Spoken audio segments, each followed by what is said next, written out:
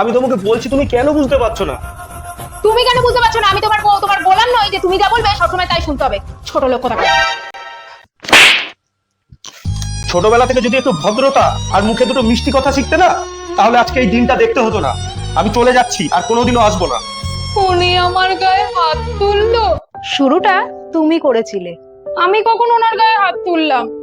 মুখ থেকে বেরানো কটু শব্দ থাপ্পড়ের থেকেও বেশি কষ্টদায়ক হয়।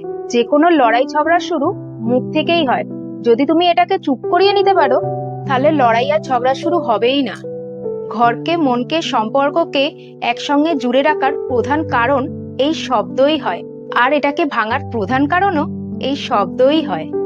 একটা মিষ্টি কথা যেমন কারোর মন জয় করতে পারে, তেমনি একটা কড়া কথা সমুদ্রের মতো ক্ষত তৈরি করতে পারে মানুষের মনের মধ্যে।